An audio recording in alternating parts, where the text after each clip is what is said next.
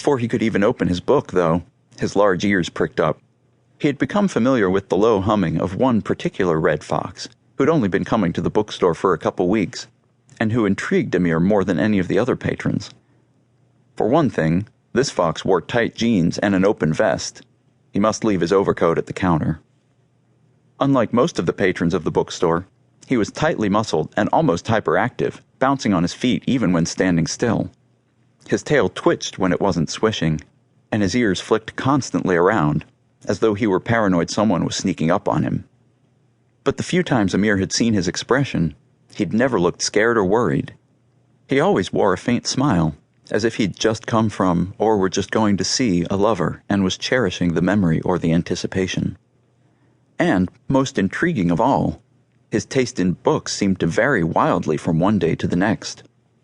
Juvenile fantasy gave way to social psychology, which was replaced by a hard-boiled crime thriller. Amir was an avid reader, but even he hadn't bounced between so many genres so quickly. Well, to be honest, the most intriguing features of the fox were the tight, rounded curves under his tail, and the flowing way that tail arched and swung behind him. Just from looking at it, Amir had no doubt that that tail had been lifted many times, and the more he thought about it, especially today, the more glad he was that he had a book concealing his lap. This time, a book of Sudoku puzzles dangled loosely beside that sweetly rounded rear. Amir let his gaze linger. Definitely was going to need at least a paw tonight. Might be better than a bar, actually. If he tried to pick up someone, as frustrated as he felt now, it'd not be very good. If only he could just walk up to this fox and say, "Hey, can I get you a coffee?" "Don't kid yourself," he told himself glumly. The fox would look him over and say, "Thanks, but I'm set." He'd leave, and Amir wouldn't even have the daydreams about him anymore. They were such nice daydreams, too. He didn't want to give them up. He watched the fox's rear swing from side to side, the long red tail flowing behind it, almost mesmerizing. And then the fox turned his head and looked right back at him. Amir felt his large ears flush.